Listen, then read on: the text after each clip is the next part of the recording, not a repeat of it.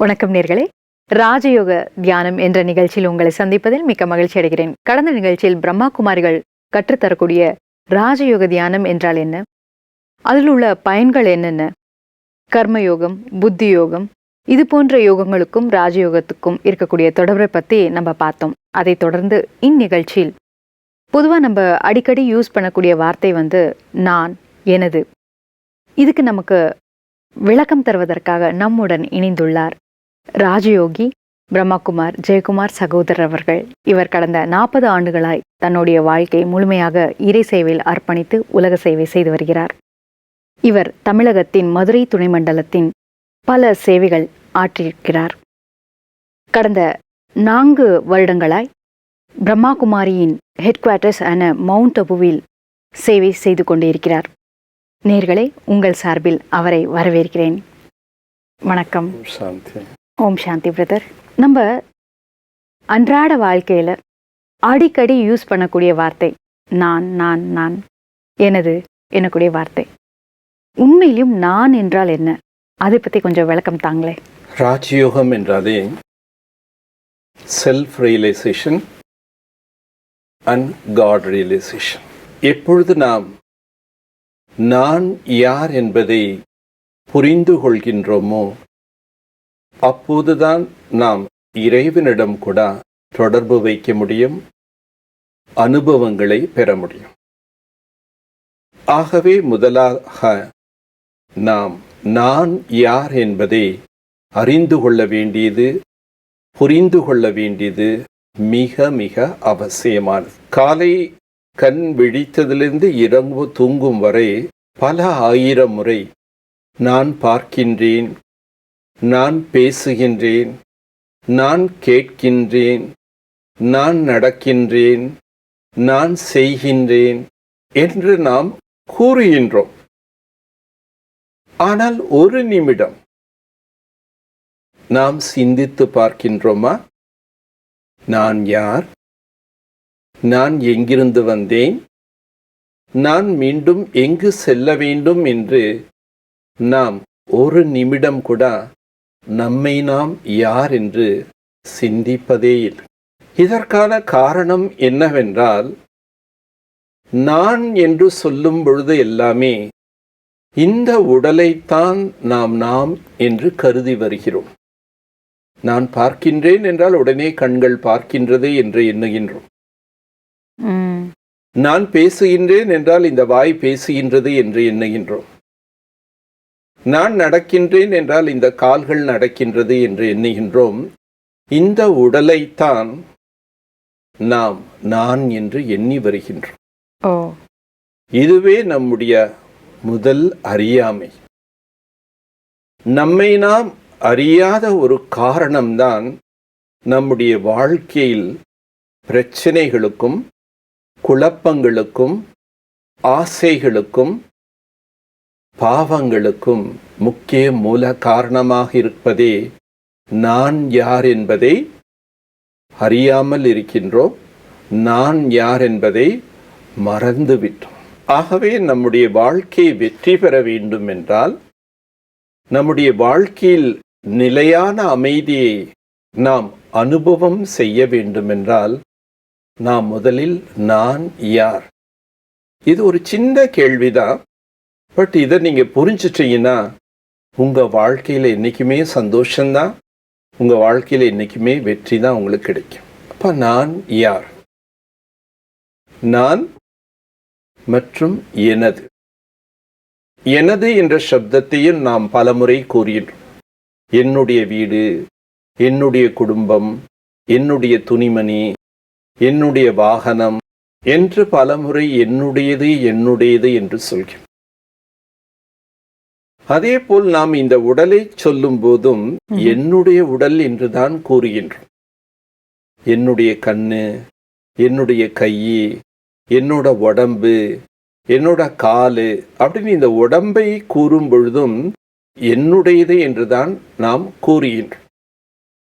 ஒரு பொழுதும் நாம் சொல்ல மாட்டோம் நான் கண்ணு, நான் வாயி, நான் கையி, நான் உடம்பு, நான் காலுன்னு யாருமே சொல்ல மாட்டாங்க. ஆக இந்த உடல் நான் அல்ல, இந்த உடல் என்னுடையது. அப்ப இந்த உடல் என்னுடையது என்றால் அந்த நான் என்பது யார்? நான் பார்க்கின்றேன், நான் பேசுகின்றேன், நான் நடக்கின்றேன், நான் காரியத்தை செய்கின்றேன் என்று அந்த பலமுறை நாம் கூறக்கூடிய அந்த நான் யார்? நான் என்பதற்கும் எனது என்பதற்கும் உள்ள வேறுபாட்டை நாம் மறந்துவிட்டோம். நான் என்றாலும் உடலைத்தான் நினைக்கின்றோம், எனது என்றாலும் உடலைத்தான் எண்ணுகின்றோம். ஆனால் உடல் வேற, நான் வேறு. எப்படி நீங்கள் வசிக்கக்கூடிய வீடு என்னுடைய வீடு என்று நீங்கள் கூறுவீர்கள், ஏனால் நீங்கள் அந்த வீட்டில் வசிக்கிறீர்கள். ஆனால் அதே நேரத்தில் நான் வீடு என்று கூற மாட்டீர்கள். ஏனென்றால் அந்த வீட்டுக்குள் நீங்கள் வசித்துக் கொண்டிருப்பதால் அந்த வீடு உங்களுக்கு சொந்தமாக இருக்கக்கூடிய காரணத்தினால் என்னுடைய வீடு என்றுதான் கூறுவீர்கள். காரணம் நீங்கள் வேறு, வீடு வேறு. அதே போல்தான் இந்த பிரம்மகுமாரிகள் இயக்கத்தில் நமக்கு என்ன விழிப்புணர்ச்சி கொடுக்கின்றார்கள் என்றால், இந்த உடல் என்பது நீங்கள் அல்ல. இந்த உடல் என்பது நிலம், நீர், காற்று, ஆகாயம் என்ற பஞ்சபூதங்களால் செய்யப்பட்ட ஒரு பொம்மைதான். அதனால்தான் சொல்லுவாங்க, நீயும் பொம்மை, நானும் பொம்மை, நினைத்து பார்த்தால் எல்லாம் பொம்மை என்று பாடியுள்ளார்கள். காயமே பொய்யடா, இது காற்றடித்த பையடா என்று முன்னோர்கள் கூறியுள்ளார்கள். ஏனென்றால் இந்த உடல் என்பது பஞ்சபூதங்களால் செய்யப்பட்டது. மீண்டும் இந்த உடல் என்பது பஞ்ச தத்துவத்தோடு மண்ணோட மண்ணாக சாம்பலாகிவிடும். இதனுடைய நினைவாகத்தான் நாம் நெற்றியில் திருநீரை பூசிக்கொள்கிறோம். ஏனென்றால் இந்த உடல் ஒரு நாள் மண்ணோட மண்ணாக மாறிவிடும். ஆக இந்த உடல் என்னுடையது என்றால் நான் என்பது யார்? நான் என்பது இந்த உடலுக்குள் இருந்து இந்த உடலை இயக்குகின்ற ஒரு சக்தி. அந்த சக்தியை தான் உயிர் என்றும் ஆத்மா என்றும் கூறப்படுகின்றது. உயிர் என்றும் ஆத்மா என்றும் கூறியுள்ளார்கள். அந்த உயிர் சக்தியானது அணுவிலும் அணுவாக ஒரு சிறிய புள்ளியாக வானத்தில் உள்ள நட்சத்திரத்தை போல் நம்முடைய இரண்டு புருவங்களுக்கும் மத்தியில், அதாவது இரண்டு புருவத்துக்கு மத்தியில் என்றால் மூளையின் பகுதியில் நடு மையத்தில் ஹைப்போதலமஸ் என்ற இடத்தில் அந்த உயிர் சக்தியானது இருந்து மூளையின் மூலமாக இந்த உடல் உறுப்புகளை அது இயக்குகின்றது.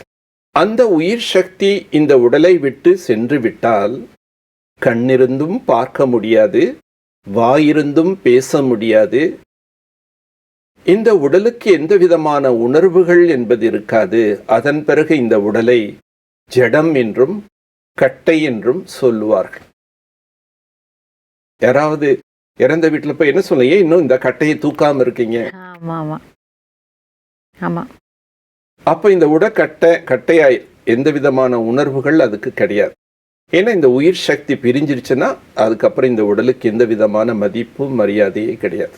அப்ப மரியாதை எல்லாமே அந்த உயிருக்கு தான், உயிர் இருக்கும்போது. ஆக நாம சொல்லும் போது கூட என்ன சொல்றோம்னா, ஜீவ ஆத்மா, ஜீவன் உடல் பிளஸ் ஆத்மா, ஹியூமன் பீயிங் சொல்லுவாங்க. வெறும் ஹியூமன் சொல்ல மாட்டான், ஹியூமன் பீயிங். மீன்ஸ் உணர்வுள்ள சக்தி. உணர்வுள்ள சக்தி என்பது இந்த உடலுக்குள் இருந்து இந்த உடலை இயக்குகின்றது. அது ஒரு ஒளியாக, ஒரு புள்ளியாக இருக்கின்றது. புள்ளி ஒளி வடிவமாக இருக்கக்கூடிய ஒரு காரணத்தினால்தான் இன்றும் பாரதத்தில் யாராவது இறந்து விட்டார்கள் என்றால் அந்த இறந்த பிணத்திற்கு முன்பு தீபத்தை ஏற்றி வைக்கின்றார்கள். ஏனென்றால் அந்த ஒளி சக்தி இந்த உடலை விட்டு சென்று விட்டது. ஆங்கிலத்தில் கூறும் பொழுது சோல் என்று கூறுவார். சோல் என்றால் சோர்ஸ் ஆஃப் யூனிவர்சல் லைட். அதான் ஒரு ஒளி சக்தி ஒவ்வொரு உடம்புக்குள்ளேயும் இருக்கு. அவங்க இந்துவாக இருக்கலாம், உடல் ரீதியில அவங்க கிறிஸ்துவர்களா இருக்கலாம், அல்லது முஸ்லீமா இருக்கலாம். உடல்ல தான் நம்ம இந்து, முஸ்லிம், கிறிஸ்துவர்கள் என்ற பிரிவினைகளை உருவாக்கிட்டோம். ஆனா ஒவ்வொரு உடலுக்குள்ளேயும் அந்த உயிர் சக்தி இருந்து அந்த உடலை இயக்குது. ஆகவே அதை ஆத்மான்னு சொல்றோம், உயிர்னு சொல்றோம், சோல்னு சொல்றோம். கீதை, பைபிள், குரான்ல எல்லாமே ஆத்மா ஆத்மான்னு சொல்லியிருக்கா. பொதுவா நடைமுறை வாழ்க்கையில கூட நம்ம சொல்லும்போது, இறந்தவங்களை குறிப்பிடும்போது அவங்க ஆத்மா சாந்தி அடையும். ஏன்னா ஆத்மா தான் இந்த உடலை இயக்குது. அந்த ஆத்மா என்ற எனர்ஜி புள்ளி ஒளி வடிவமாக இருக்கின்றது. அந்த ஆத்மா என்ற எனர்ஜி தான் கண் மூலமா பார்க்க. ஆக நான் ஆத்மா இந்த கண்கள் மூலமாக பார்க்கிறேன். நான் ஆத்மா இந்த வாய் மூலமாக பேசுகிறேன். நான் ஆத்மா காதுகள் மூலமாக கேட்கின்றேன். நான் ஆத்மா கைகள் மூலமாக வேலை செய்கிறேன். நான் ஆத்மா கால்கள் மூலமாக நடக்கின்றேன். ஆக நான் என்பது ஆத்மா. அந்த ஆத்மா புருவ மத்தியில் இருந்து கொண்டு இந்த ஐம்புலன்களையும் இயக்குகின்றது. ஆகவே நான் என்ற சப்தம் உடலை குறிப்பதல்ல, நான் என்ற சப்தம் ஆத்மாவை குறிப்பது. நான் என்பது ஆத்மா, எனது என்பது உடலை குறிப்பது. இந்த வித்தியாசத்தை நாம் புரிந்து கொள்ள வேண்டும். இந்த உடல் பஞ்ச தத்துவத்தால் செய்யப்பட்டது. இந்த உடல் மீண்டும் பஞ்சபூதங்களுடைய கலந்து. அதனால பார்த்தீங்கன்னா இந்த உடலுக்கு இந்த அஞ்சும் தேவையார். காத்து இல்லைன்னா, காத்தில்லாத ஒரு ரூம்ல உங்களை அடைச்சு போட்டீங்கன்னா, ஐயோ காத்தே இல்லை, என்னால முடியல. ஏன்னா இந்த உடம்பு காற்றால செய்யப்பட்டது. தண்ணியே இல்லைன்னு என்ன பண்ணுவோம்? எனக்கு ரொம்ப தண்ணி தாகமா இருக்கு, உடனே தண்ணி வேணும். நீங்க எங்கேயாவது நடந்து போயிட்டு வர்றீங்க, ரொம்ப ஸ்வெட்டிங் ஆயிடுச்சு, வேர்வையில தண்ணி எல்லாம் வந்துடுதுன்னா உடனே என்ன சொல்றேன்? எனக்கு ரொம்ப தண்ணி தாகமா இருக்கு, தண்ணி குடிக்கணும். ஆக காற்று தேவை, தண்ணி தேவை, வெப்பம் தேவை. ஏன்னா இந்த பஞ்ச தத்துவத்தால் ஆக்கப்பட்ட காரணத்தினால் அந்த பஞ்ச தத்துவங்கள் அதனுடைய சரிவிகித சதவீதங்கள் இதுக்குள்ள இருக்கணும். கொஞ்சம் குறைஞ்சாலும் நம்ம ஒரு அசௌரியமா ஃபீல் பண்றோம். அதனால உடல் என்பது பஞ்ச தத்துவத்தால் செய்யப்பட்டது. இந்த உடல் எனது என்று கூறுகின்றோம். நான் என்பது ஆத்மா. ஏன்னா ஆத்மா இந்த உடல் மூலமாக காரியம் செய்வதால் இந்த உடலை அது எனது என்று கூறப்படுகின்றது. இந்த ஆத்மானது எங்கே இருக்கிறது? ஆத்மா ஒரு புள்ளி ஒளி வடிவமான சக்திங்கிறத பார்த்தோம். இது அழியாத சக்தி. இந்த சக்தி இந்த உடம்பை விட்டு போயிடுச்சுன்னா இன்னொரு உடம்புக்கு போயிடும். ஆனா ஆத்மா எங்க இருக்கு அப்படின்னு பார்க்கும்போது பார்த்தீங்கன்னா, ஒரு சிலர் இந்த இருதயத்தை சுட்டி காட்டி சொல்லுவாங்க, இருதயத்துல ஆத்மா இருக்கு. ஆனா இன்னைக்கு நிறைய பேர் பார்த்தீங்கன்னா பைபாஸ் சர்ஜரி பண்ணி ஹார்ட் டிரான்ஸ்ஃபர்மேஷன் பண்றாங்க. அப்ப ஹார்ட் டிரான்ஸ்ஃபர்மேஷன் பண்ணும்போது அவங்க ஆத்மா மாறிடுறதா என்ன? கிடையாது. அதனால ஆத்மா எப்படி ஒரு கார்ல பார்த்தீங்கன்னா, இந்த உடல் ஒரு காருக்கு சமமா சொல்லப்படும். இந்த உடல் என்பது ஒரு கார். இந்த காரை ஓட்டக்கூடிய டிரைவர் தான் ஆத்மா. இந்த உடல் என்பது ஒரு சிப்பி. இந்த சிப்பிக்குள்ள ஆத்மாங்கிற ஒரு முத்து இருக்கு. இந்த உடல் என்பது ஒரு வீடு. இந்த வீட்டுக்குள்ள ஆத்மாங்கிற ஒரு லைட் இருக்கு. சோ கார்ல டிரைவர் எங்க உட்கார்ந்து இருப்பாரு? எங்க வேணா உட்கார்ந்து ஓட்டலாம். அப்படி கிடையாது. ஒரு முக்கியமான இடத்துல ஃப்ரண்ட் சீட்ல உட்கார்ந்தாதான் அவர் ஃபுல் காரை தன்னால கண்ட்ரோல் பண்ண முடியும். அதனால கார்ல எப்படி முன் சீட்ல டிரைவர் அமர்ந்து காரை செலுத்துறாரோ, அதே போல இந்த உடல் என்ற காரை ஆத்மா என்ற டிரைவர் இரண்டு புருவத்துக்கு மத்தியில் அமர்ந்து இந்த காரை ஓட்டுறார். ஆத்மா என்ற டிரைவர் இன்னைக்கு எப்படி இருக்காரு? டிரைவருடைய கண்ட்ரோல்ல கார் இருந்தா நல்லதா, காருடைய கண்ட்ரோல்ல டிரைவர் இருக்கிறது நல்லதா? டிரைவரோட கண்ட்ரோல்ல கார் இருந்தா நல்லது. டிரைவருடைய கண்ட்ரோல்ல கார் இருந்தாதான் எந்த விதமான விபத்து இல்லாம போய் சேரக்கூடிய இடத்தை போய் சேர முடியும். வாழ்க்கை கூட நம்ம சொல்லும்போது ஒரு பயணம்னு சொல்றோம். சோ இந்த வாழ்க்கை பயணத்துல நாம் இந்த உடல் என்ற காரை ஆத்மாங்கிற டிரைவர் கட்டுப்பாட்டில் இருந்தால் தான் இந்த பயணம் வெற்றிகரமாக இருக்கும். ஆக ஆத்மா என்பவர் 2 புருவத்துக்கும் மத்தியிலிருந்து இந்த உடல் என்ற காரை இயக்கி கொண்டிருக்கின்றார். இந்த கண்கள் மூலமாக இந்த ஆத்மாவை பார்க்க முடியுமா? அதாவது இந்த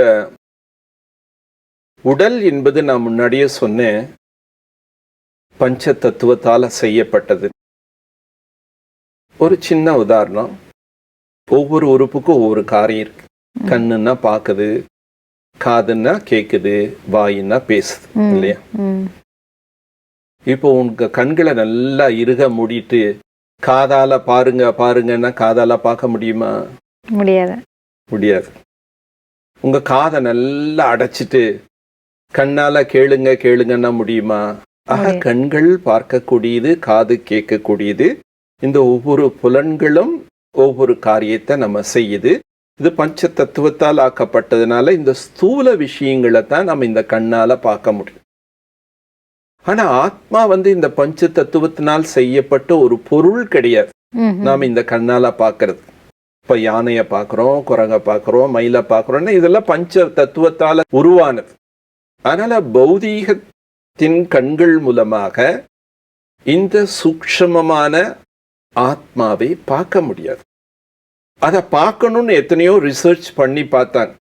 ஒரு இறந்து போகக்கூடிய பேஷண்ட்டை நல்லா கிளாஸ் ஹவுஸில் வச்சு மூடி வச்சு டைட்டாக மூடி வச்சுட்டு எப்படி அந்த உயிர் போகுது பார்க்கலான்னு டாக்டர் ரீசர்ச் பண்ணி பார்த்தாங்க. ஆனால் கொஞ்ச நேரத்தில் டக்குன்னு கிளாஸ் கிராக் ஆகிற சத்தம் கேட்டுச்சு. அங்கே போய் பார்த்தா டெட் பாடி ஆயிட்டு. ஆத்மாவை இந்த கண்ணால் பார்க்க முடியாது. ஏன்னா அது பௌதீகமானதல்ல, அது 5 தத்துவங்களுக்கு அப்பாற்பட்ட அழியாத ஒரு சக்தி. ஆகவே அதை நாம புரிந்து கொள்ளலாம், உணரலாம். ஞானத்தின் யோகத்தினுடைய தியானத்தின் மூலமாக நாம் அதை புரிந்து கொண்டு உணர்ந்து கொள்ள முடியும். ரொம்ப அழகாக சொன்னீங்க பிரதர். அதாவது நான் யார், அதாவது நான் அழியாத உயிர் எனக்கூடிய ஒரு மிகப்பெரிய ஒரு உண்மை, எல்லாரும் தெரிந்து கொள்ள வேண்டிய ஒரு விஷயம். இதை பற்றி இவ்வளோ அழகாக அருமையாக விளக்கம் தந்ததற்காக, இந்த நிகழ்ச்சியை கலந்து கொண்டதற்காக நன்றி. ஓம் சாந்தி. இன்று நான் யார், அதாவது நான் ஒரு அழியாத உயிர், ஆத்மா, சோல், இதை பற்றி நம்ம தெரிந்து கொண்டோம். நான் உயிரானவன் 2 புருவங்களுக்கு மத்தியில் ஜோதிர் வடிவமாக இருக்கக்கூடியவன். நான் வேறு, இந்த உடல் வேறு. இந்த உடலானது பஞ்ச தத்துவங்களால் ஆனது எனக்கூடிய விஷயங்களை நம்ம தெரிந்து கொண்டோம். இதை தொடர்ந்து அடுத்த நிகழ்ச்சியில் உங்களை சந்திக்கும் வரை நன்றி கூறி விடைபெறுகிறேன். வணக்கம். ஓம் சாந்தி.